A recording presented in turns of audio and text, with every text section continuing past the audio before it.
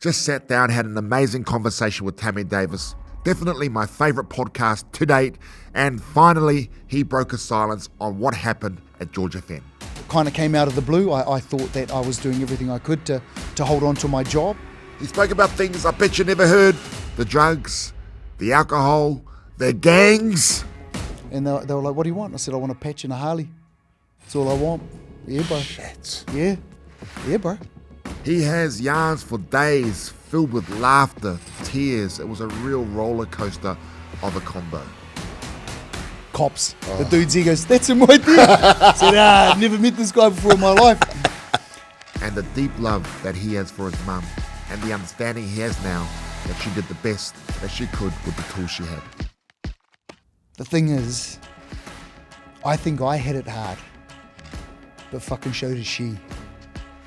You know what I mean?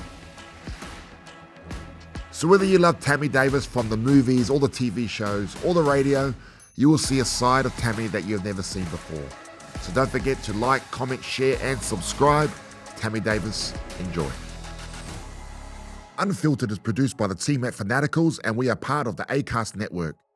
Tammy Davis, kia ora, my brother. Yeah, kia ora, bro. Man, I wish we just finished having full-on conversations out there. I know. So I know. Some of it we can't play on here, but we'll see where this goes. But how you been? 100%. Yeah, no, real good, bro. Real good. Just cruising at the moment. Yeah, life's life. Yeah, I was saying that we were out there. I was going, man, I like your glasses. Oh, yeah. No, they're pretty swish, eh? Everyone's got them now. Yeah. Yeah. Where'd you get it from? Let's mention them, so maybe we need sponsors. Yeah, Specsavers. If you're out there. No, I did a content piece for Specsavers, and I went in there and they gave me a code for a free pair of glasses, and so I went in there and sat down, and the young lady goes, "Hey, bro, this code gets you any glasses you want," and she goes, and I said, "Really?" She goes, "Yeah, any lenses and any glasses." She goes, "Let's get you the best ones." Yeah. Because and they're progressives. So progressively as my eyes start to shift, my eyes shift with the glasses and stuff, which is good. So yeah. When did you start? Sorry, what's that? What's that? When did you start noticing that you were actually blind? Oh, probably about 2 years ago. I just kind of the phone was. Did you ever lazy? Because I remember when I was. Because I've always needed glasses. Yeah. But my parents stopped buying them because I kept losing them, Yeah. I remember one time I was at a school camp and I thought I'd use them as goggles. Oh, yeah. I went to school camp with glasses, came back without them, and that was the last pair of glasses I had until like very recently. But I remember I had a lazy left eye.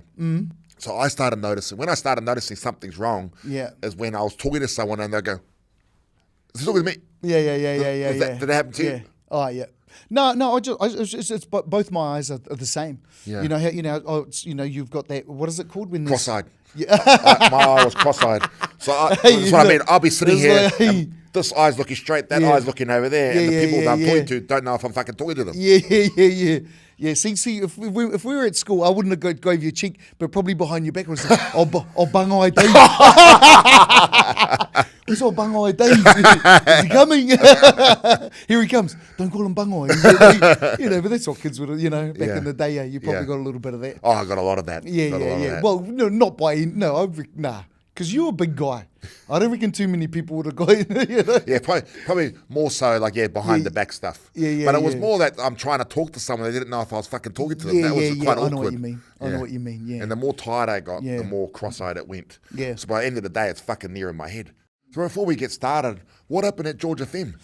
So George FM, I'm doing this so that people can watch to the rest. Yeah. Just start right there. Start hard and fast, bro. Well, no one's asked me that question. There were a lot of people, online who were, asking what happened because I started doing my unemployed chronicles. That's on my socials and stuff, and kind of went hard, into last year, just trying to kind of find a way to deal with it in a lighthearted way.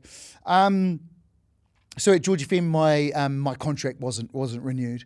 It kind of came out of the blue. I thought that I was doing everything I could to hold on to my job. Obviously there were a few issues there, and I'm not a saint, but there was nothing there that meant that my contract shouldn't have been renewed. But then at the same time, bro, I'd been there for 8 years. Yeah. And it was probably time to move on. I went home, I told my wife, and she said it's probably a blessing in disguise. You know, you just don't see it at the time. Yeah. And actually, you know, in all honesty, bro, it has been. Because it's really kind of, you know, when you're waking up every morning and the expectations are on you, it's a tough job, bro. It's a hard job, breakfast radio, you know, and when it's only 2 people, you know, most of the big shows like The Rock and My FM and stuff, they have 3 people and a couple of producers. So you can kind of lean on each other and stuff. And but at George FM, it was just me and Lee. So we had to come up with everything on our own because Paul Mouse, our producer, had to do all the producing on her own. Yeah. So that was a hard job for her, just being able to do all of that. So just in regard coming back to your question, I did feel a little bit blindsided by it all. Didn't really see it coming. I asked for an explanation. They didn't give me one. Yeah, and so they tried to. This is what they told me, bro. It was, just tell everyone that you're moving on, that you're going to go and do make films with Jason Momoa and all this sort of stuff. And I said, yeah, but that's not the truth. I haven't made this decision. Yeah. And they try to make me take responsibility for it. And so I just said, look, and they try to force it on me, bro. Like real quick. Yeah. Because so that's the corporate, the bosses. Yeah. So there was 3 months of they had to give me 3 months notice, and then within the first week after giving me that notice, they went, go on the radio, and you know, you need to do this and you need to do that. They try to kind of force it on me because they knew that I would be in a state of, you know, between two like I was stuck in a world of going, why has this happened? Shit, you know, and then they just try to force it on me. Yeah. And I just went, hey, look, I got to take a couple of days off. Went and spoke to a friend of mine, went back and went, until you guys tell me what the reason is, that's when I'll tell the listeners. Yeah. And then, and that's basically, they took like a month or 2 months, bro. So I didn't even get a reason until it was almost time for me to finish my contract. Or it was a month or 2 months later, Yeah. And what was the reason they ended up giving? That they decided to go in a different direction. Yeah, that's it. And so, you know, and then, of course, you know, you have a look at the show now and, you know, you can see what direction they wanted to go in. I mean, I was constantly being told that I didn't fit the demographic, you know. I'm 50 years old now. You know, the ideal kind of, you know, their kind of audience, what they say is 18 to 34. You know, that kind of bracket. You know, you got all the young tradies and all that sort of thing. But I don't think storytelling has an age gap. Yeah. You know, I kind of fit into a zone where my thing was more about including people, bro. Yeah. And I just told stories about myself that included people. Yeah. And I used to have this thing where I'd wake up every morning, and it happened when I was on Outrageous Fortune, when I was there, and I just felt really lucky to have the job. And like, you know, when you come from a poor background, any job I feel lucky to have. And, you know, it's like you said, like, you know, these kids these days, you know, we were talking about this before. Yeah. Kids these days just don't, you know, they don't have that experience. But I think every job teaches you something. Yeah. Every job. Yeah. Whether it's about the hours you should work, whether it's about working with dickhead bosses, you know, every job teaches you something about yourself. And if you can get to a point where that's important to you, then whether you get fired or you leave or you quit a job, you can leave going, okay, what have I learnt? You know, what have I actually learnt from this? Because everything should be a learning curve. Yeah. And that's what I think, you know, and it's, but I think that comes from having nothing as a kid, you know, growing up, and also putting that pressure on yourself.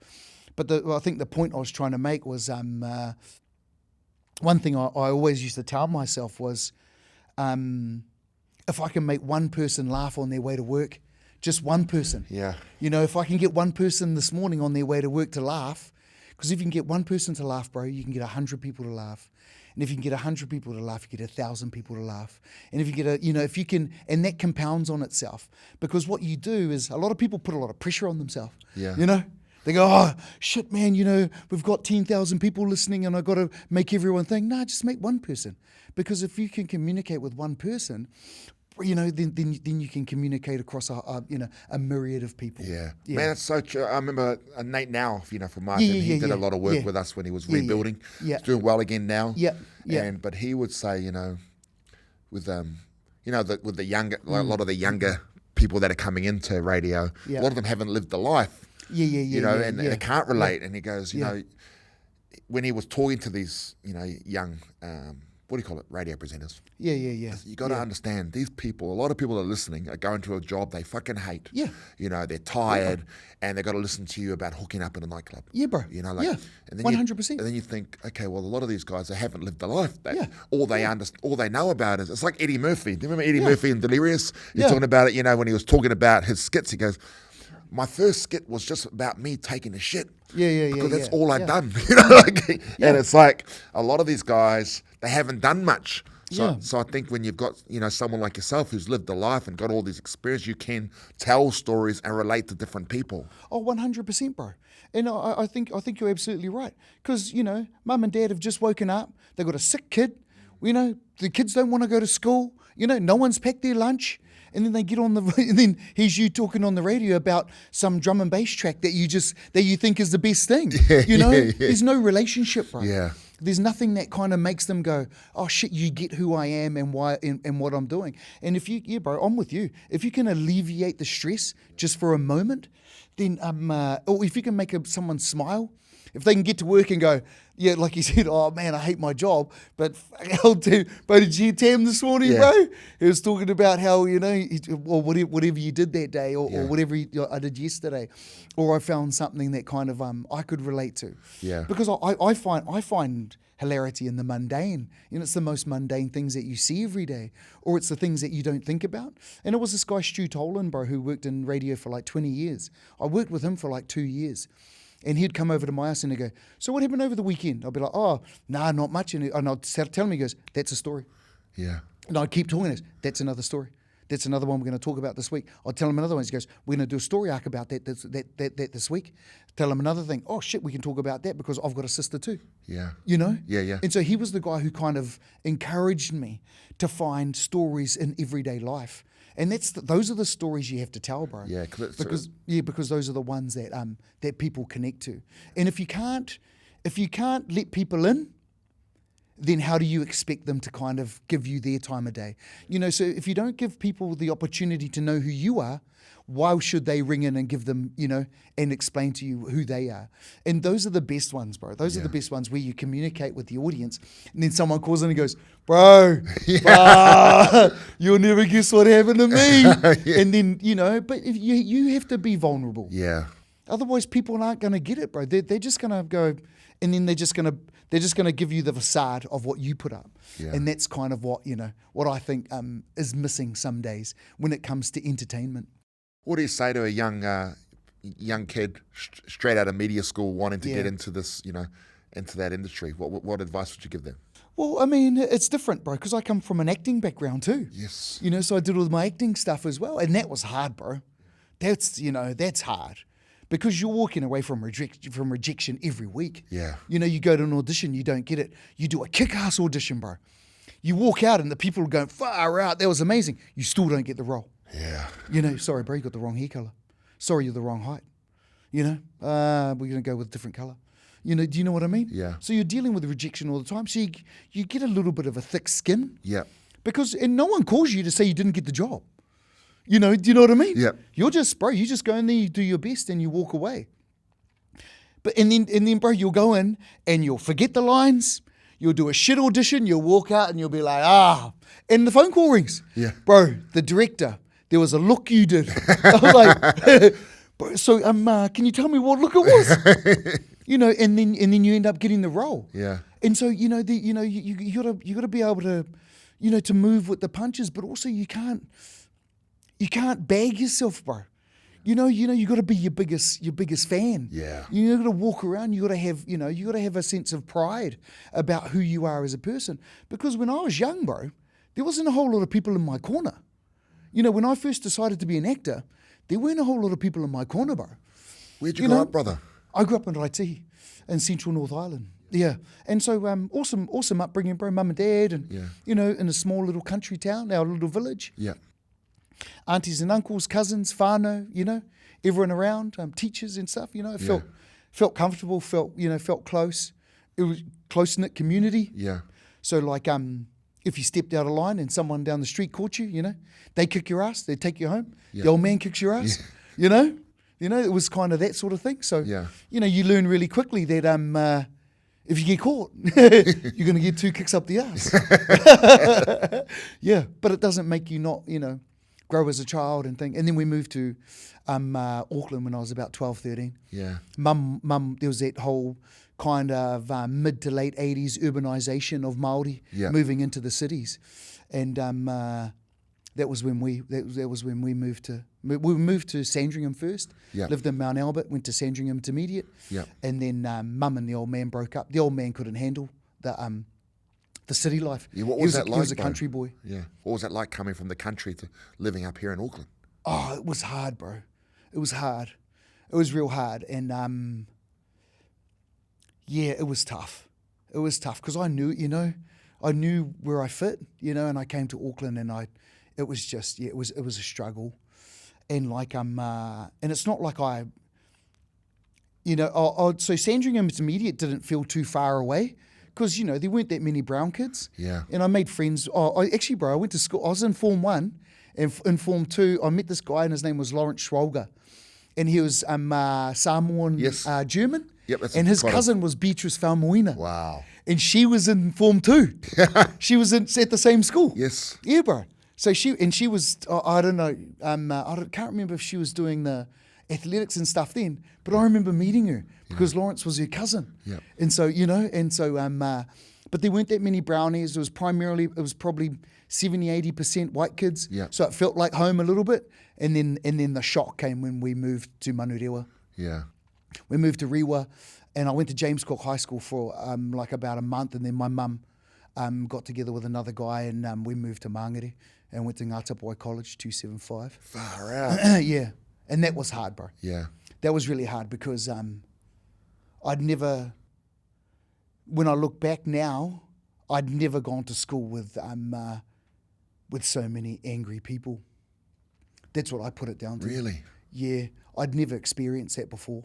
And I just tried to diffuse situations with comedy. Yeah. Because I was quite cheeky as a kid. And that didn't go down very well. So what was going on, bro? When was this, in the 90s, late 80s? So it was late 80s, early 90s. Yeah. And it was really hard, bro. It was really hard. And it was hard for Mum, and it was hard for my little brother, it was hard for me. My older sister had moved out by then. My older brother, he was 18, 19, he'd moved out. Yeah. Well, he actually didn't really live with us by the time we moved to Auckland. He was off doing his filming thing and everything. And then my older sister, she was like 16, 17. And then I was 13, my little brother was 11. And he kind of went through the intermediate system. So by the time he got to high school, he'd kind of made a few friends at a younger age. Yep. But I went straight into third form. And she was pretty intense. I was just getting threatened every day, and people, wanted to bash me, getting pushed up against walls and stuff. And and that was just because I just didn't fit. Yeah. I hadn't been raised in the same way, bro. Yeah. I hadn't been raised to, I'd been raised in a small community with love, and and everyone was there, and and it's not to say that there wasn't, childhood trauma going on, that shit didn't happen around me, but I knew there was always a safe place. Yeah. And that was the first time I felt that there wasn't one. Yeah. And like Mum was there, but it was the first time I felt like there was, when she wasn't, because she was at work all day. Yeah. Where the fuck do I go? And so I had a mate who kind of took me under his wing. Yeah. And he was a tough Māori boy, but he influenced me in all the wrong ways. Yeah, and it was sad, bro, because I was a smart kid. I was doing well at school and everything, and I loved mathematics, loved science and everything, and just everything just went downhill.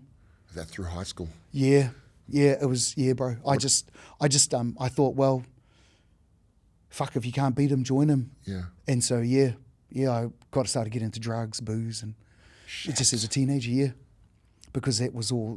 Mum wasn't there, and and so you just kind of get left to your own, and that was the environment I lived in, and it was tough, bro. I look back, it was really tough. How bad did it get, bro? Oh, it got real bad, bro. It got real bad. Yeah, like scary bad.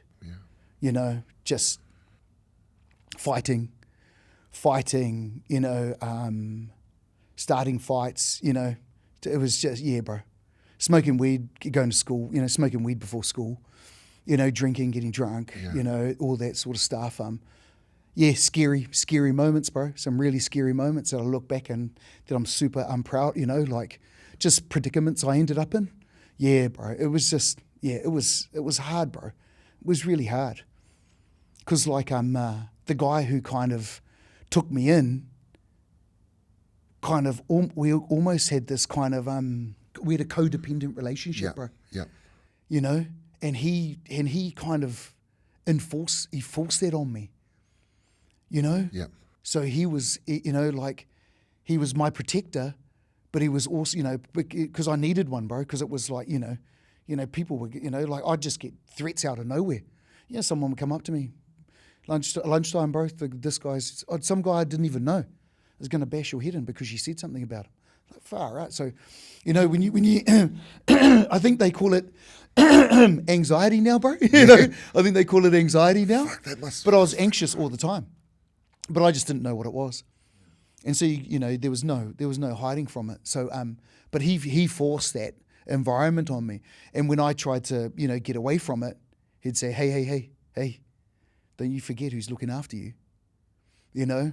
So I'd gone from bro. It was a world of turmoil, and but it was and then I think it was sixth form, like year 12. And I'd failed I'd failed fifth form. It's sad, bro. School C, yeah. School C, fifth form. It's sad, bro, because I was a good, you know. And then I went back to do sixth form, and halfway through that, my mum just goes, nah, bro, you can't live here anymore, because it was just spiraling out of control. Yeah. What was she thinking when you were going downhill like that? What was mum thinking? Yeah, and Dad. I don't know. I think because my parents were both working, well, my mum and my stepdad were both working in alcohol and drug services. Yeah. So they were out there helping everyone else, and I think it happens for a lot of people. You know, when your parents work in the community, bro, you know, they're out there helping people in the community. How did you feel? Because I have I lost my dad most of my childhood, me and my sisters, to when he was in prison. Yeah. And then we always have this now where he's now works in Grace Foundation. Amazing, doing amazing work. Yeah. But now my kids have lost him. Yeah. So I have a lot of I haven't recovered over that. I'm still I still get quite angry. Yeah. You know, in the while then when we were young, he was a youth worker. Yeah. I was going, man, why? Like, we've just got you back. Now we've got all these kids around that you're looking after. We don't have you. Yeah. So there's a lot of resentment still there. Oh, bro, I was angry for years, bro. I was angry for years about that whole situation. You know, the fact that that I was just thrown to the wolves. You know, that's what I felt like, bro, that I'd just been thrown to the wolves. And then, but yeah, I don't know. I think mum and the old man started to recognise things because they were working with, you know, the old man was working in prisons and stuff and things, and they could see me spiraling out of control. I was coming home stoned all the time, you know, like not listening, going, you know, I just wasn't even there. And then my mum said, you're going to go and live with your dad in Waihi, and so I moved down by Dad, and it was probably a blessing in disguise. And I think she did it because she cared about me. Yeah. And she could think, and like this is the thing, bro. Like I went through a tough time with my mum. But I got to a point in my life where my mum only made decisions with the skills she had at the time. That's what she did. And, okay.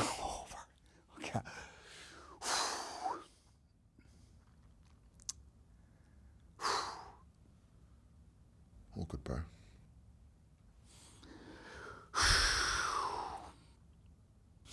All good, bro. All good, brother.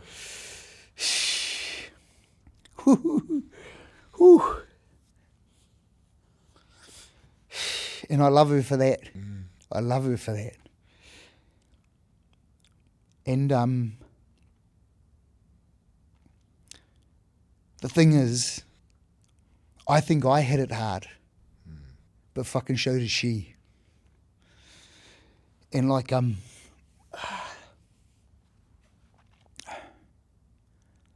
So does she, bro. And so, I just got to take my head off to her. Because, I know she did it because she loved me. Yeah. It's interesting when you think about it, hey, bro, because like as a kid, you look at your parents like they have and know everything. But then as you get older and you're a parent and you look at where you're at, you go, man, you sort of recognize how hard it must have been for them. Oh, yeah, bro. Yeah, and it didn't stop there. You know, I ended up in Rotorua with my cousin who was selling weed and stuff, and went to Murupara, you know, met heaps of tribesmen and stuff, and my whole thing was I'm going to become a tribesman. I want a patch and a motorbike, bro, when I was 18, 19 years old. Yeah, they were like, bro, you're going to start growing weed? And I was like, yeah, fucking let's go. Met a whole heap of dudes, bro, you know, and they were good dudes, bro. Yeah. They were good dudes, you know, and they were like, what do you want? I said, I want a patch and a Harley. That's all I want. Yeah, bro. Shit. Yeah, bro. And then you know what, man? This is what happens, bro. So, you know, I think there's like little guardian angels in my life that kind of come along right when, you know, shit's about to happen. My sister turned up. She goes, hey, bro, it's my birthday. It's my 21st. In a week's time, come home to Raitihi and come with me and come down and just come to my birthday and stuff, and then you can come back up and do what you have to do. Left with her, bro, never went back. Wow. Yeah, bro. I was hanging out at the fucking Tribe's pad and everything, bro. Yeah, I was going there and playing league and stuff, and yeah. But this is the thing, you know. There was, you know, like, I don't really think I would have made a good gang member. You know what I mean? You know what I mean? Yeah. Like deep down, you know, I was, I carry a lot of love inside me. Yeah. You know, Dave. And I don't think that would have,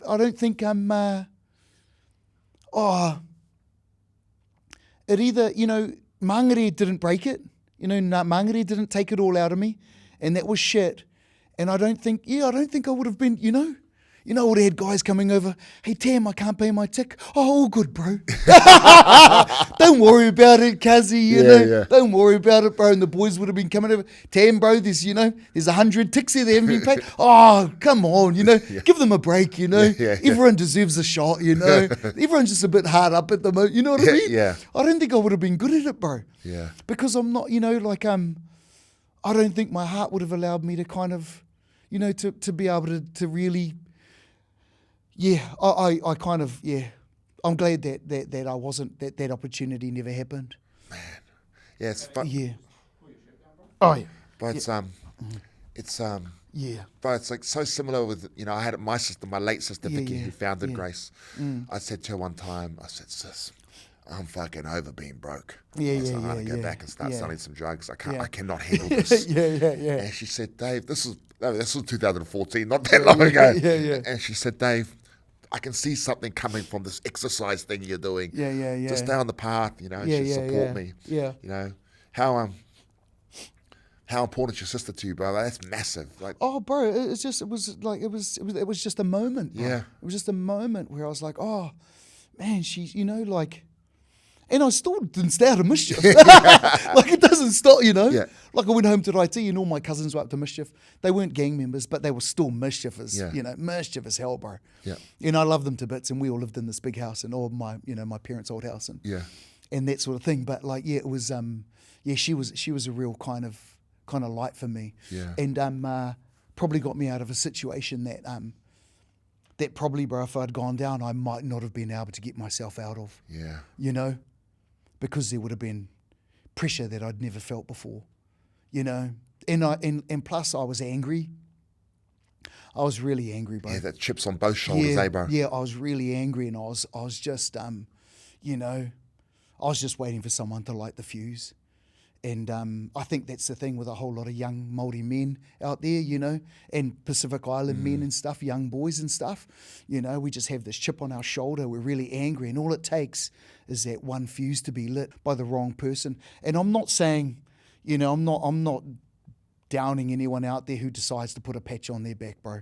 You know, I'm just saying for a lot of men, you know, a lot of young Māori men, you know, the options aren't there. Yeah. And I was glad that someone came along and was able to convince me to, just to leave momentarily for me to, to get up through the dark cloud, bro, and see a little bit of sunlight. Yeah. Because it was... Because when you're stuck there, you can't see anything else. Nah, bro. No, I couldn't see anything else. I couldn't see any other opportunities, And it was the easiest way, I was already selling weed. I was already, I'd already taken the first step, and there were a whole lot of dudes there going, haramai, bro, come over here by us, cuz, and all I had to do was walk through the door. Yeah, but it's not selling weed. I remember being in this tinny house and I'd just gotten out of hospital. Yeah. And I was rolling fucking joints, rolling tinnies, rolling tinnies. Yeah. And my mum's fucking worried. My dad's in prison. My uncle's in prison. I'm just rebelling. I'm and I was 21. So, my rebellion started a little bit later. But I remember my cousin, we talk about these moments. My rich, we always have that rich cousin, the rich family. He came over. He put his dad on the phone. Cell phone, put him on, pack your bags, you're going to Australia. Oh, yeah. And that was my out. Yeah. But that's the unfortunate thing is a lot of our Māori Pacifica, a lot of our families that are struggling don't have those people who bro. can take them out. Yeah, bro. Yeah, totally 100% agree with you. And it just takes one person, bro. It can just take one phone call or one person coming who's close to you that cares about you. But you're absolutely right, bro. Not everyone has that person. Yeah. And so it's so easy to hop on that slide and keep going. Yeah. But yeah. When did life start? Hey, bro, can you just pull your shirt over your fly? Oh, over here?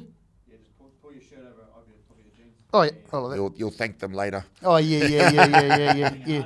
Eh? What's that? Looks like you're getting hard. Oh, just talking about the tinnies. Fucking roll up, man. Bro, I thought this was a pod. Just a roll up. That's actually a good idea. Hey, Nick, minute the boy. So, anyway. When did things start turning around, bro? I was living in Raitahi. Got busted by the cops. Shit. Cops turned up. Me and my cousin had a pound and a half of weed in the ceiling. A chocolate box worth of chocolate box of tinnies sitting on the table. Did you keep yours on the top? I kept mine on one of those mugs where you get the bottom could undo the bottom and stick them all around. Bro, this is so the cops turned. Oh, bro, you're gonna love this chat, bro. You're gonna love this chat. So when all the cousins would get stoned, I worked on. I was a heavy machinery operator. I was driving tractors out on the farms, right? And then my cousin was a mechanic in town, and then we had all these dodgy cousins who lived with us, right? And they're whānau, bro. And they had big hearts, and they always looked after us, right? So we always had weed, and we always had like food. Yeah. So like we didn't. Bro, we didn't care if you lived with us as long as there were spots and a kai, because that's all you really need, and a beer in the fridge. And so one night, bro, all the boys are stoned, and they're like, oh, because I've got a nickname, bro, it's Bin. Bin, yeah. So all my family and friends call me Bin. I got that as from a kid. Yeah. And they were like, Bin, go up to the shop, bro. It's your turn, cuzzy. Go up and get some, what do you fellas want? Get an ice cream, some chocolate biscuits, what else you cunts want? Oh, get some lollies and stuff. Bro, right up. So just some push bikes, just had the push bike up to the dairy, bro. And there's this dude there, bro. This dude, he's a hitchhiker, right? And he was standing over by the road, and it's dark. It's about 7 o'clock at night. I go into the shop, I grab some stuff, I come out, and I walked over and I said, hey, bro, hey, man, like you're in the middle of nowhere, bro. Yeah. I said, do you want somewhere to stay for the night? And I think he was German or some European, and he just went and looked at me, and I went, dude, I don't want to, dude, I'm just, bro, there's only trucks coming through here, bro, and they're not going to stop. Yeah. Do you know what I mean? And I said, probably down there's and then just as I'm talking, bro, the truck pulls up to the truck stop and he walks off, bro. So I stole his backpack. Poor dude, bro. Say, come from Europe, bro, and he's turned around the country. So you're trying to help the guy, then you fucking robbed him. Yeah. So I put his backpack on my back, bro. I was like, you know, but the way I explained it to myself was, the way he looked at, he looked at me like I was going to steal his backpack, so I might as well, you know. Anyway, so I steal his backpack, take it home, and then 3 o'clock in the morning, cops. The dude's, he goes, that's him right there. I said, I've never met this guy before in my life. And then, but there was a few people around town who got pissed off. Yeah. Because no one likes cops knocking on their door, bro. Yeah. At 2 a.m, you know? Yeah. Especially your cousins. Yeah. You know? So you get a little bit of the old, you know, the next day they're like, come around to see you. But you know, the cops knocking on my door, bro. Yeah. You know, because not everyone, you know, there's a few dodgy cousins around and stuff. And so you get a little bit, you know. But, so the cops knock on the door. They come in, they raid the house. You know, because one of my cousins worked in the bush, bro, took all this dude's wet weather gear, you know.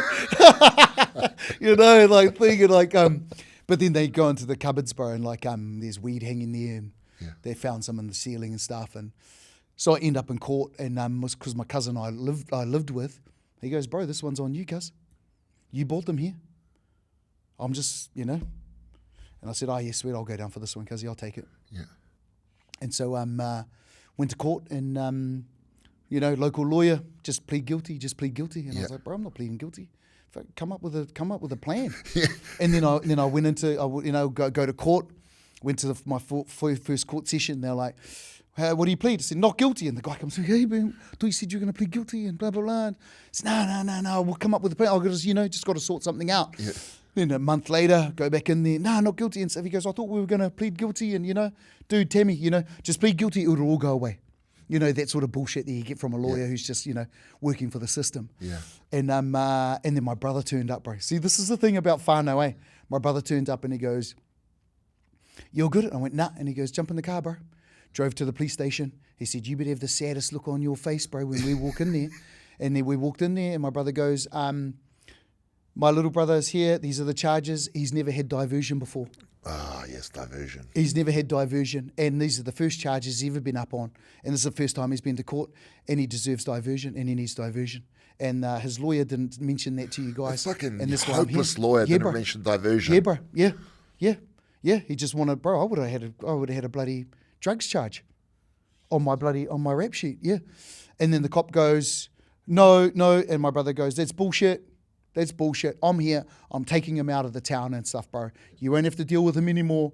You know, he's going to think, I'm going to put him on the right path, blah, blah, blah, blah, blah, blah, blah, blah, blah. The cop goes, yeah, sweet. You got to do community service. He's got to do so many hours community service, and he's got to pay back the money of all the stuff that was stolen out of the guy's bag. Yeah.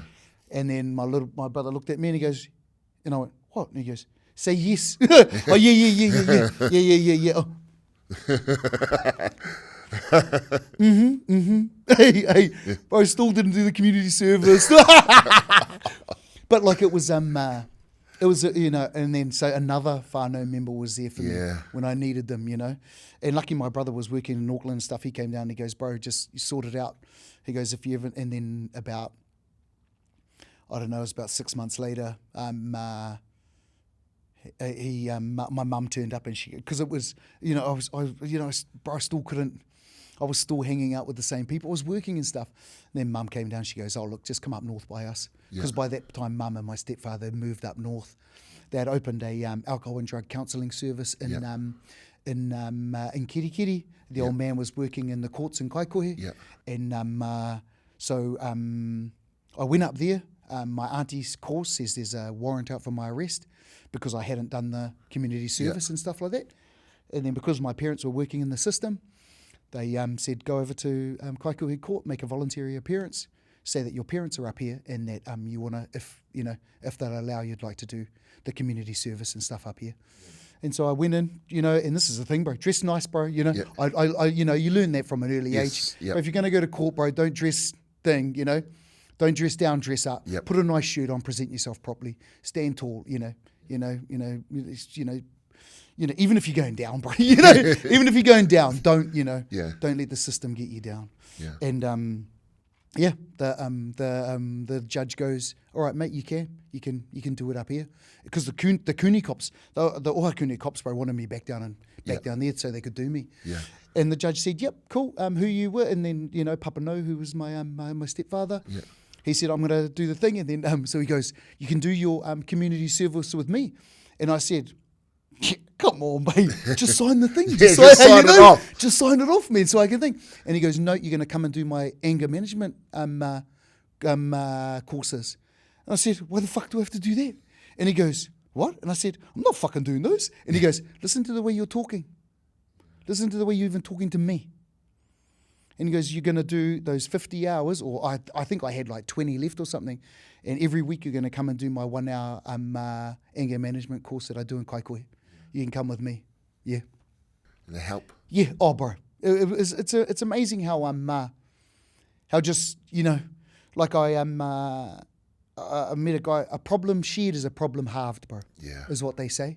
Doesn't get rid of everything, but like it alleviates a little bit of your kind of the anxiety and the angst you have about the world. Yeah. Because what I really struggled with, bro, was I blamed the world for everything. It's every other cunt's fault. It's not mine. The damage I do doesn't belong to me, belongs to everyone else. It's their fault. It's everyone else's fault. And it took me a long time to recognise, that the anger that sat inside me, and even still to this day, bro. It's taken me years, bro. And there's a lot of stuff that continues to still come up. I'm not healed, bro. I'm not healed by all means, but I'm not broken either. Yeah. You know what I mean? Yeah. Yeah, and that's taken me a long time to get to the point of, and also a part of it was forgiving my parents, and that was a big part of it was, and actually not even forgiving them, bro, just going, they did what they could at the time with the best things, with the best tools they had, and like it's not on them anymore, the decisions I make are my decisions. I'm a man now. Yeah. I'm not some fucking teenage boy, with an issue. Yeah. I'm not a kid anymore. You got to walk the walk. You got to stand on your own 2 feet. And that was when I decided to go and do drama school. Wow. Yeah. Yeah. And it was and that was another lesson there as well, was learning about myself through drama, expelling a whole lot of stuff, learning about characters that I like to play and that sort of thing, because that's a part of it as well, being able to put yourself into these characters that allows you as a person to kind of, for a moment, just put all your stuff to the side and be this other person. And it's not like you're not that person, because a lot of traits from who you are become a part of the characters that you play. Yeah. But it just kind of allows you space to kind of be yourself without putting a spotlight on yourself and putting a spotlight on the pain and the hurt you've been through. Just, you can acknowledge those things, through drama and especially even through theatre and education. Yeah. Yeah. What was your first big break, bro? First one was I did a short film. Yep. I did a short film. I was at drama school in second year, I think, and we were doing our end of year shows or something. We were meant to be doing some monologues or something. Came down to Auckland, did an audition during a break, and I got a part in a short film, and that was and I was bro crazy. I was a young guy going into prison. I'm a young guy going into prison, and it's Pete Smith, rest in peace, brother. Pete Smith was the old dog coming out, and I was a young guy going in, and the old boy was like, "This ain't," basically it was a story about this ain't the life, bro. Yeah. You maybe think that that you can survive in here, but this ain't the life you want. And so interesting, bro? Yeah, bro. Interesting, you get to, I was playing these roles that were almost a little bit of a art imitating life, life imitating art type scenario. And those roles were quite, I think, pivotal in my success as an actor, because I got to kind of live out these kind of roles that in a way I'd been kind of entertaining as in my real life. Yeah. And so it was, that. And then, of course, the big break was Broken Hearted, which was a sequel to Once Were Warriors. Yeah. Yeah. What was that like, bro? I was out the gate, bro. Yeah. It was out the gate. I felt like a movie star. Yeah. Yeah. And it was really cool. And because a lot of the scenes were with Timu Yeah. Morrison, bro, that was out the gate, bro. It was out the gate. We just turn up for rehearsals, bro, and like I just turn up and like in a big wool jeans, old black jeans, and you remember the old woolly jerseys with the patches on the thing. I just, because I used to love wearing those sorts of jerseys and stuff anyway. And I just turned up in one of those, and he was like looking at me, he goes, "Yeah, where's the wardrobe lady? Yeah, these boys already look like they know what they're doing." And so and it was And I was and a good friend of mine who I'd studied with at North Tech in Whangarei, he got the role of Sonny, which was my mate Clint Eruera. Yeah. And so we got to do the roles together, which was kind of, he played the more of a lead role, and I played his sidekick, which was kind of like became the kind of my kind of thing, which was playing that kind of sidekick role and support leads. Yeah. What was Temuera like? Oh, he was awesome, bro. Yeah. He was awesome, just charismatic as. Yeah. He'd been through that Once Were Warriors fame and stuff, and then, Broken Hearted was a little bit of a redemption. It was Jake's redemption. Yeah. Him kind of finding a new path. And, but yeah, he was, bro, just, you've met him before, Yeah, right? I met him before, yes. He's one of the most charismatic people you'll ever meet. And he never forgets you, bro. Yeah. He never forgets you. So, because my line in that show was, "Where's the beers?" Everyone was like, it was when old Pete Smith's character goes, "What about you, Al? What's your thing?" And I'm like, "Oh, where's the beers?" And then, and bro, honestly, everywhere I went, bro, you get to a pub and all the boys would be like, "Bro, can we get a photo with you?" Like, you're like going, "Where's the beers?" And we're all there with our beers. But in Temuera, whenever I see him, he'll come up to me, "Oh, Mr. Where's the beers, eh?" "How are you?" I said, "Kia ora, Tim, how are you?" But he never forgets you. And I think that's a true entertainer, is someone who allows you the space to kind of entertain the fact that you do your job. And he's never ever, he's a community person. Yeah. I think that comes from his entertainment background, but it also comes from him knowing that without the community, you don't exist, bro. Yeah. If you're not engaged, like we were talking about earlier, if you're not engaged, bro, Yeah. no one cares. Yeah. And if they don't care, then they swipe. Yeah, bro. And that's the thing, it's like this, everyone today, bro. Yeah. 30 seconds of time. Yeah. That's as long as you got, Man, that was just such an iconic. Man, I still use that. Yeah. Not, where's the beers? Where's the lollies? Yeah. Where's the peanut slabs? Yeah.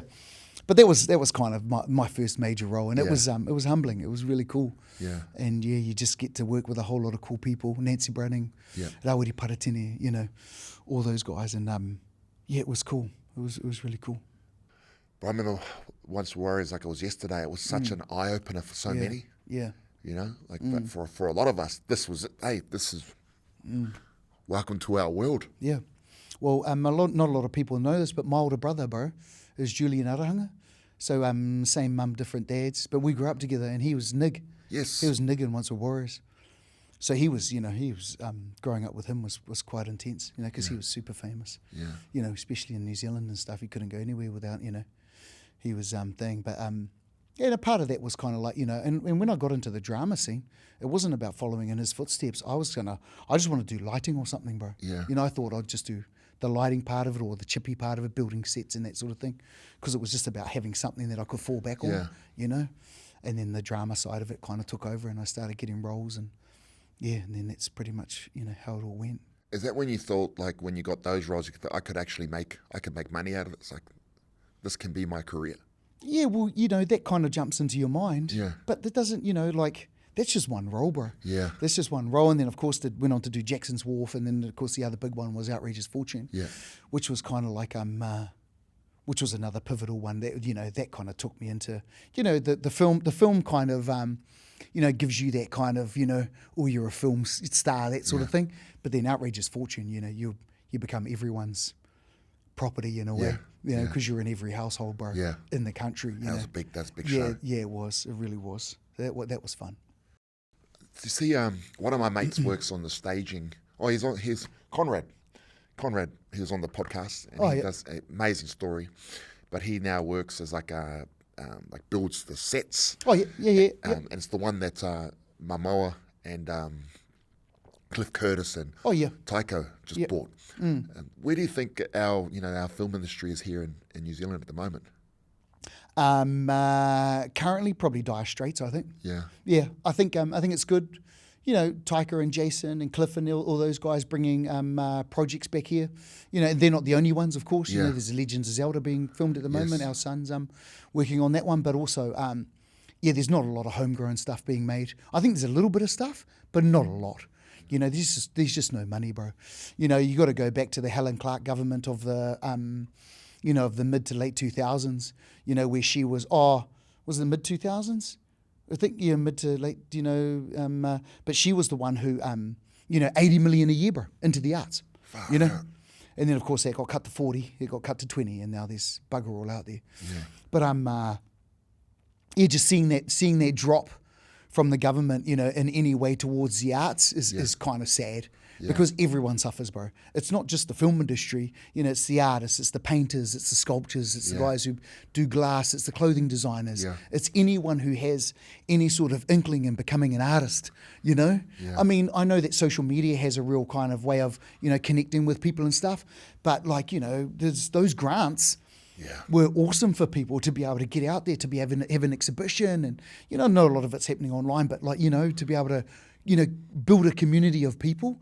And I think that's probably been from that point to where it is now has probably been one of the biggest downfalls. And I know securing funding is really hard for filmmakers in this country. I know that Taika and Jason and those guys and whoever comes over hire a whole lot of people, but it's not a secure. I was in the industry for years, bro. Yeah. I did lighting and rigging and gripping and assistant camera and all that sort of stuff, just to diversify. Yeah. Because I didn't want to be the broke actor making, $7 cups of coffees, And so, because the money was good. But bro, when you're like, when someone says you got another job and it doesn't happen for 2-3 months, when you're kind of going, oh shit, man, when's the next job coming? And, I've heard of people who just, the job's confirmed, bro, and everyone goes to Bali for a holiday, comes back, and then the job gets canned, and so, it's a real kind of sporadic lifestyle. Yeah.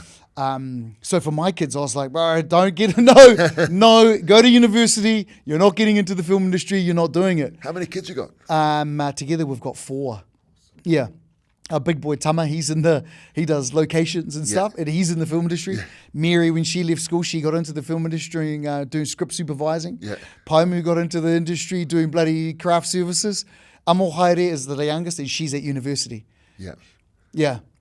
And her passion is interior design, and I just keep going, yeah. So anytime at home, she's like, Dad, can I paint the room? Go for it. Yeah, paint the room, man. Dad, can I shift the lounge around? Yeah, sweet ass, shift the lounge around, Yeah, have a crack at it. But I'm kind of fingers crossed that she's the one who doesn't get into the industry because it's so hard, bro. Yeah. You got a lot of people. It's the turnover is huge. I mean, you want to talk about acting, bro? I think it's like between 3 and 5% of actors who train in New Zealand end up being actors who can constantly call themselves actors. Yeah. Having work, and that's why, when people go, oh, Shortland Street, far out, Shortland Street, bro, it's one of the only places where you can continue to be an actor and act for years as an actor in New Zealand. Yeah. It's like the only spot. Yeah. And I went through those times of fucking Shortland Street, man. I used to watch it as a kid, then you get older and you're like going, oh man, that show sucks. Then of course there I am. Hey, playing the old cult leader, eh? Wow, bro, it was funny as hell playing the cult leader and then play the cult leader. What was that like playing that part? Oh, bro, it was crack up ass. I looked like Peaky Blinders, bro. It was crack up ass, bro, playing this cult leader. But then the funniest thing is, bro, a year later, they went, Tammy, can you come back? And I went, what do you want me to play now? You play a gang leader. And I was like, oh, really? And they went, yeah. And I said, but I was playing the cult leader. And I was the bro's brother. And now, and they went, no one will remember you as a cult leader, bro. Don't worry about it. But yeah, it's fun. And like, you can't take away from shows like Shortland Street because they provide a platform for young actors. Yeah. And for a lot of actors out there who want to act, bro, like you look at, there's so many actors. Frankie Adams, what's his name, who did, young Samoan boy who's in Aussie now, in the States now, had the red hair in that show. TJ. Yeah, KJ Upper. KJ Upper, right? KJ Upper, bro, started on Shortland Street. Yeah. Young Dewan Wickman started on Shortland Street. Yeah. These are all kids who have gone on to do amazing things, bro. Yeah. And it all started on Shortland Street. So we've got to give people a little bit of leeway here, you know, because what it does is it teaches you craft and a little bit of discipline as well. And that's what you kind of need. And so, you know, way to go, shorties. Man, if you're listening, bro, get me back on. Cult leader, gang leader. Yeah. You go back as a pastor. Yeah. Well, my missus always says, hey, like if something's wrong or, you know, you see, she'll go, oh man, my knee's playing up. Baby knows on Shortland Street, eh? She goes, yeah, but you weren't a doctor. Hey, what's the difference? What's the difference, man? Yeah. It reminds me of a story. Playing league in France. Yeah. And the guy, he was not a chiropractor. Yeah. But he had a coat on. He looked like he was a doctor. And I'll never forget it. The guy comes in with a sore shoulder, sits down, and this guy goes, yeah. He just made the noise, c'est bon. Acting. But, bro, it's, and then you ended up you've done, like we were talking about outside, you've done the last 3 campaigns with Labour. The social media stuff. Yeah, no, well, it was the ads, bro. Yeah. I did the ad campaigns for the Māori candidates. Yeah. Yeah, so that was pretty interesting. That was really interesting. So I did the first one when Jacinda got in. Yeah, it was when she took over and then they got in. So that was really interesting. Yeah. Working with politicians is a box of birds, bro. Yeah. It's a box of birds. Yeah. You never really know what's going on. Yeah. But yeah, my whole thing with them, because I did the first campaign with them, and I was working with Willie Jackson and everybody. Adrian Rurufe, yes. Nanai Mahuta, bro, lovely people. Yeah. Lovely people, man. Who else was in the Tiri Katene from down south. She's Penny Henare. Yeah, bro, it was mean. Yeah. It was mean. And just doing the ad campaign for them for the election. Yeah. You know, the 15 second. A 30-second commercial with a 15-second cut down. Yeah. Yeah. Yeah, Willie, Willie's been on here. I got a lot of time for Willie. Yeah. Good Oh, man. bro, he's crack up, bro. Yeah. So I make this. So I work with this young fella, bro. We do the shoot, right, and then so I send Willie this 45-second commercial, right. And he sends, and everyone comes back. Oh, bro, it's mean. It's awesome. We love it, bro. We love it. Anyway, I said, well, that's not what we plan. You know. Bro, what you bought was a 30 and a 15. So we cut down we cut it down to a 30 and a 15, bro. Sent them off. We love them. He goes, Tam, send me the 45. Cuzzy. Didn't pay for the 45. He's swearing at me. Hey, what do you mean we didn't pay for the 45? I said, bro, the contract says 30 and a 15. I said, I didn't even know where the 45 is. Oh, bro. I wish I could see him at that time, mate. You would have seen smoke coming out of his ears, eh? And he goes, well, where is it? I said, well, shit, bro. I think the editors archived it, you know. I'm going to have to walk down the back of the warehouse and try and find it. Oh, bro. He was like, well, all right, well. I said, look, I'll talk to the editor, mate. I'll send you an email in about 10 minutes, okay, with an invoice, okay? Yeah. All right, because that's what it's going to cost. For you could, oh, mate, he was, yeah, but like, you know, come on, Will. Come on, bro, you know. If I can break a bit of cheese off for the lads. What's your thoughts, bro? What's your thoughts, your personal thoughts on this election? Pāti Māori just seemed to just implode. Well, they didn't seem to. It's like all that momentum we had. Because, you know, I was part of the protests and all these things and blocking fucking motorways and, you know, and then it's just gone. All this momentum's gone. Yeah. You know, and it's like, well, Labour are they needed a strong Te Pāti Māori. Yeah. With the Greens. Well, this is the thing. What are they going to do? How are they going to form you know? But it's also stuff like Taku Te Ferris is gone. You know, Maria Mino is gone. And, yeah, the one thing that really disappoints me, bro, is that there's no leadership. Yeah. It just feels like the leadership have really fallen off. And so who's really in charge of the party? Because there was, bro, 6 seats, bro. 6 seats. A massive turn for Māori towards Te Pāti Māori. You know, a massive surge in, you know, you look at the Māori economy in New Zealand is growing. You know, there's a real voice out there. Our young people feel proud to be Māori.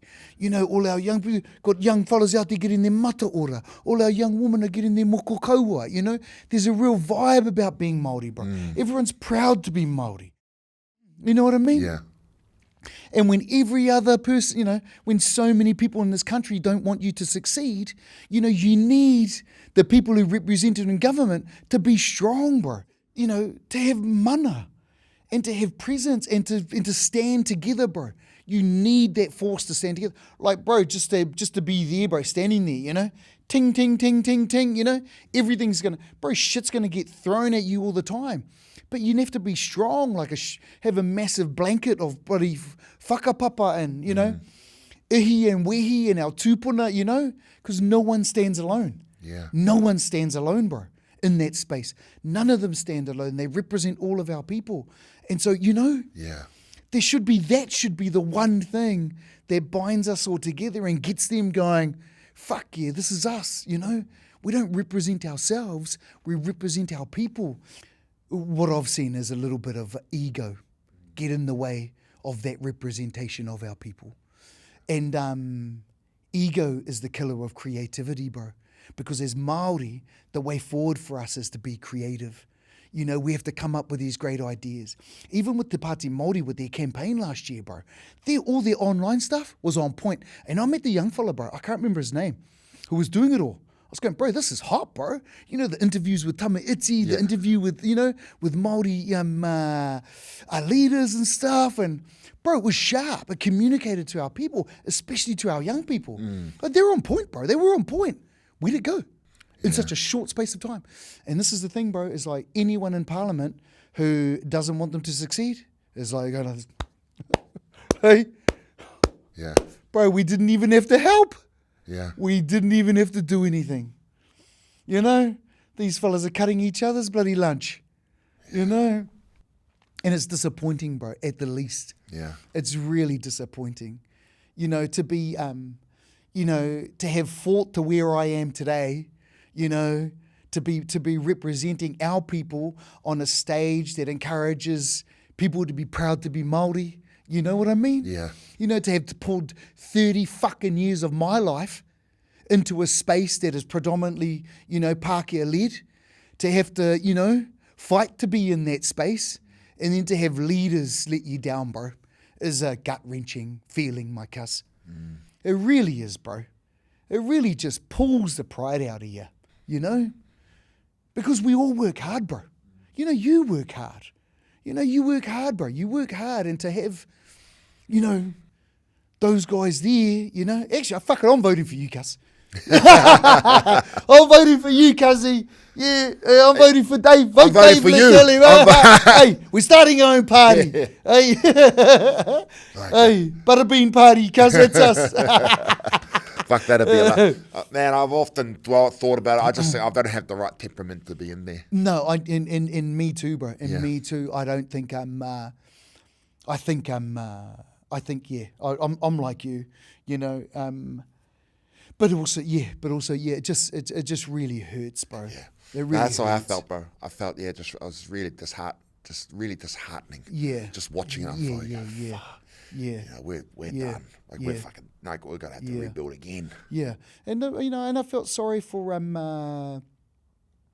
the young politician from Waikato, Hana. Yeah. Hana Maipi, 20, how old is she? 24, how old, 26 or whatever. Watching them, bro. Just watching it. Here's this young girl who they're meant to be showing and guiding and everything, and there she is, telling them off. Going, out of what?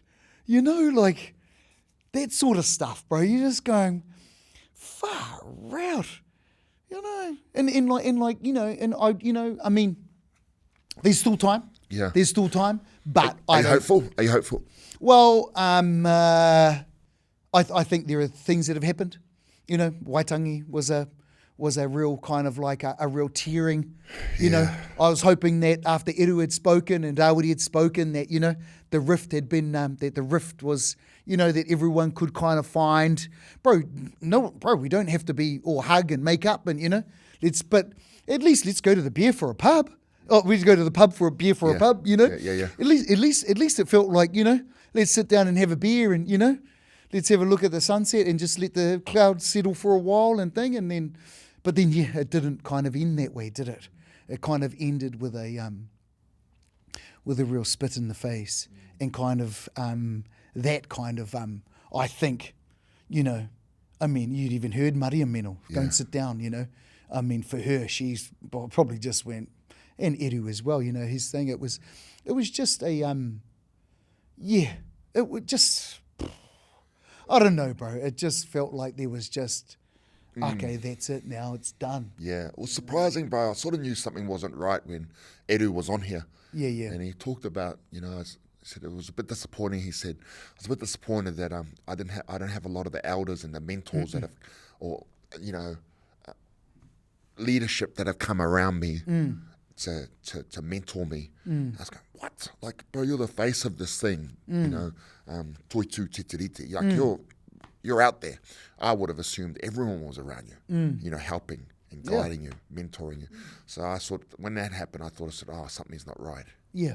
Well, it was that whole thing, bro. Toitu te tiriti, right? Awesome. It was a great movement, everything, bro. Love it. Shot Eru, you know, because it has to come from Ngāpuhi, bro. Because that's where it all starts, you know, from the top down, bro. That's who, you know, from the tail to the mouth, you know, it was whenakupa, you know, these Ngāpuhi have this mana about them that carries that weight, bro. Yeah. You know, never ceded, bro. Never ceded, never, you know, like there's a real mana around Ngāpuhi around that. And, but when Eru started talking about, you know, the politicians starting to take over, you know, Te Pāti Māori politicians coming and joining in and stuff. It was, this is where it kind of got me, bro, was when, you know, the Facebook posts go out and everyone, okay, you know, it's Friday afternoon and I'll take Tuesday off. We're going to march down the thing. It's like, bro, I can't take Tuesday off, bro. Yeah. I got to work.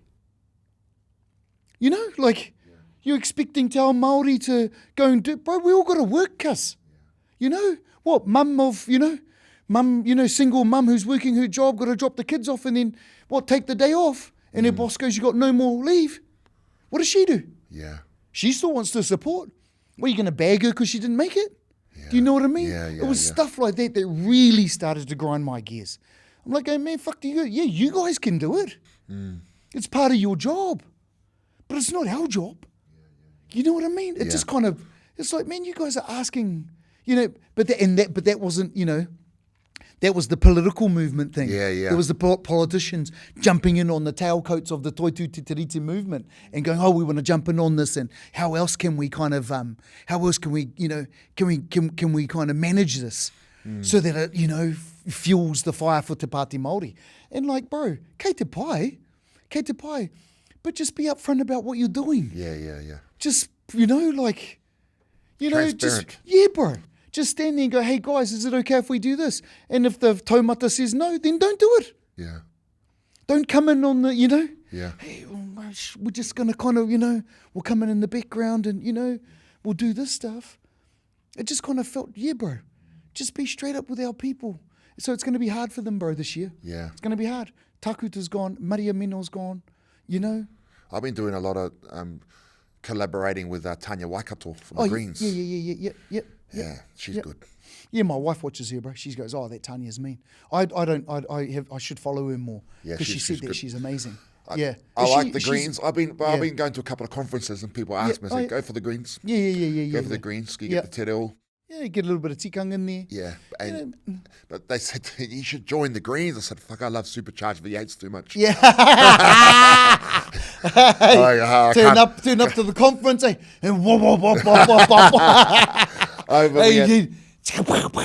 out the back.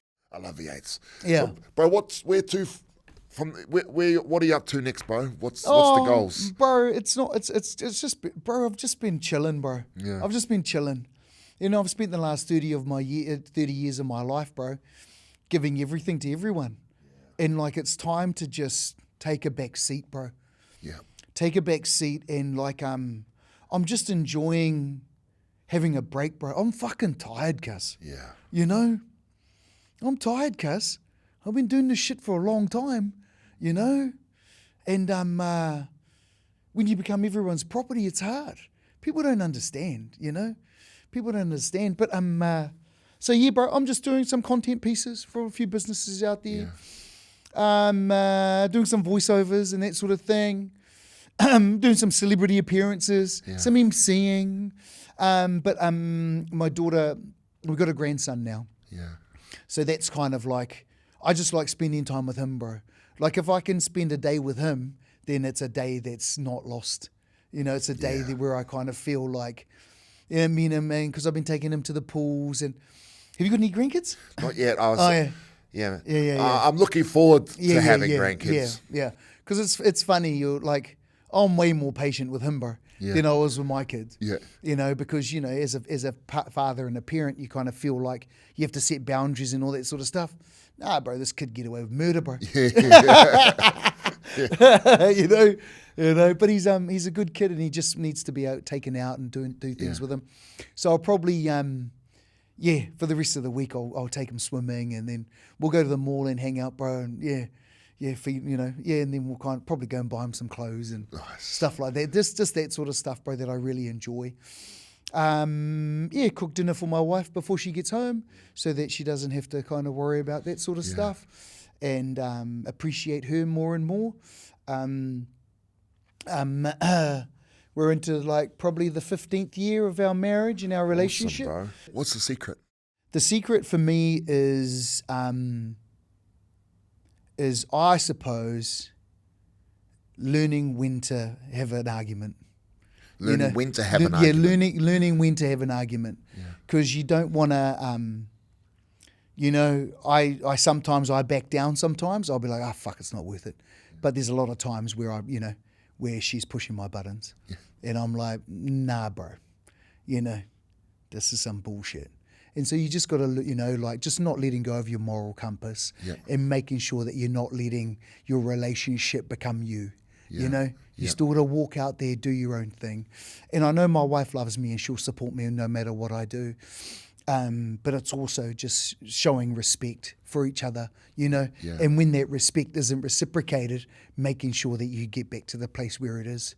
Because it's quite easy to tip, you can quite easily tip one way at points in your life. And like for me, feel like I'm on a regrowth, bro. I'm on a rebrand for who I am as a person. I don't feel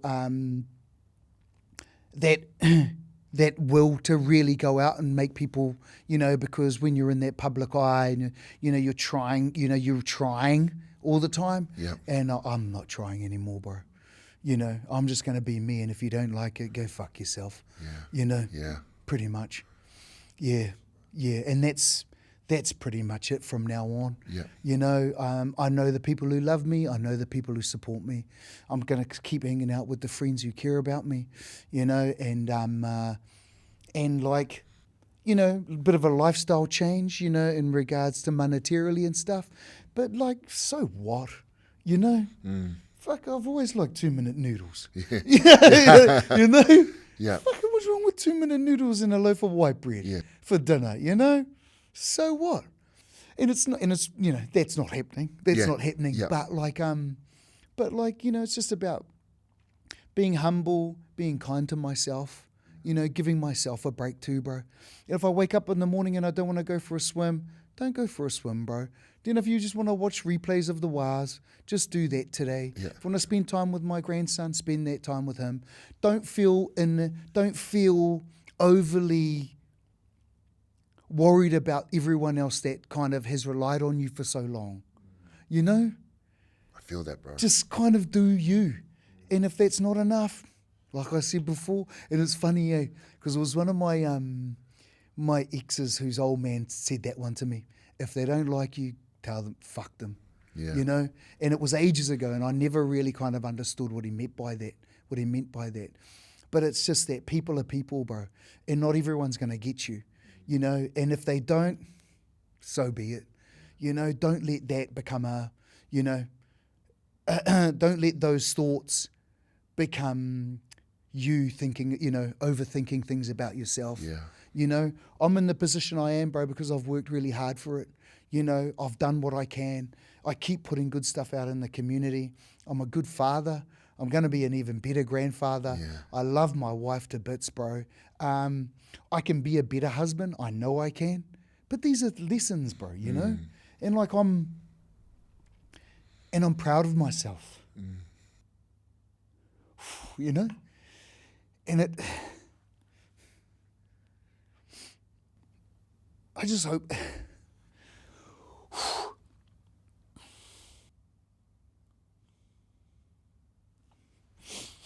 I just hope one day my kids know I'm proud of them. And that my wife knows I'm proud of her. But it has to start with yourself. You've got to be proud of yourself, bro. Because if you can't be proud of yourself, then how do you give that energy to someone else? You know what I mean? Yeah, bro.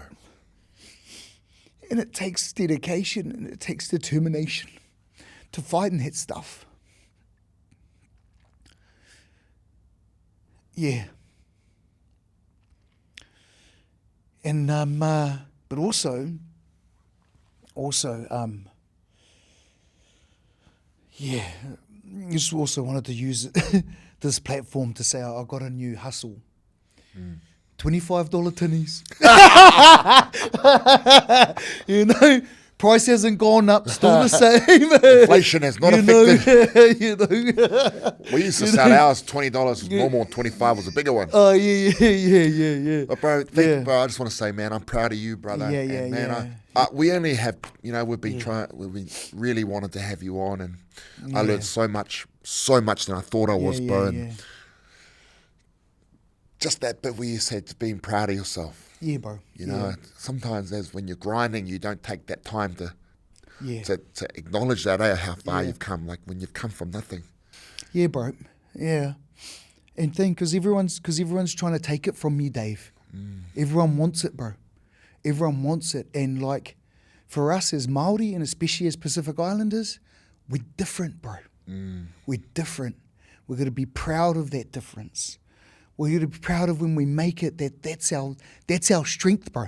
That's our superpower. You know? You got to be proud of that. Because that's the thing that'll get you where you got to go. You know? Wear both hats, bro. Wear fucking 10 of them if you have to. You know? But never let that part go. Yeah. Thank you so much, brother. Thanks, David. It's been amazing. Cheer, bro. If you made it this far, thank you so much for the support. It really does mean so much to us. Don't forget to like, share, and subscribe, and comment on our videos, and share this out. These stories are so inspiring, and they need to be heard by everyone. Thank you so much, team.